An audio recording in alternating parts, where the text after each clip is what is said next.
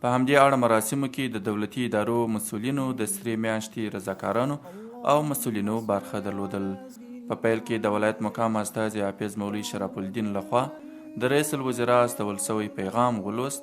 په پیغام کې د سرې میاشتې له خیریه او بشري پروګرامونو سره د ملاتړ په برخه کې له خلکو د همکارۍ غوښتنه شوې وه او ویل شوي چې د سرې میاشتې خیریه پروګرامونه به لا دوام وکړي.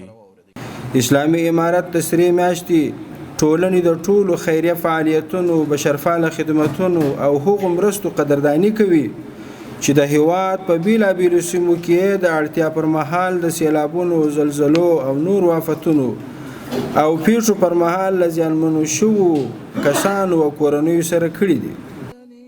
همدا ډول په دې مراسمو کې د هلمند د سرې میاشتې رئیس مولوي فضل محمد فضلي د سرې میاشتې د ځانګړي اونۍ د لمانځنې مراسمو ته د سرې میاشتې د عمومي رئیس پیغام ولوست.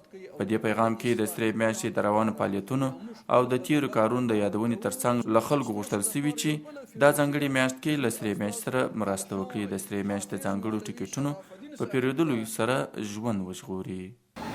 تاسو چې کله دغه د شلي ټکټ ته رانیوئ خپل د واس مطابق د سدي ټکټ دی رانیوئ که د لسي دی رانیوئ چې دا دې ورکړي ده ته ورته راپرېږه دی به هغه لسی درته راپرېږي یا به هغه شلی درته راپرېږي تیز ځینې واخه اکونده یې هلته پاته ده. موږ پر هغه حساب ورسره کوو.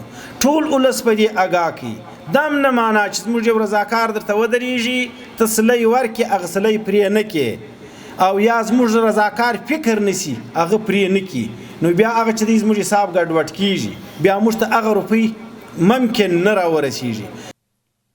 دیني عالم شیخ الحدیث مولوي عماد الدین د اسلام د مبارک دین له نظره د صدقې او خیریه کارونو په تړاو خبرې وکړې او خلک یې دې برخه کې سرې میاشتې سره ملاتړ ته راوبلل.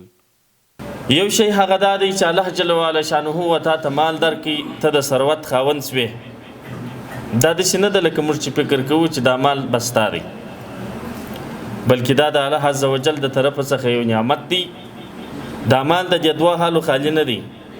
مال دا وقایه ده د خپل ځان، په دنیا کې به خپل ځان په ساتي او آخرت به هم د ځان دپاره هغه په دې مال باندې هغه برابروي.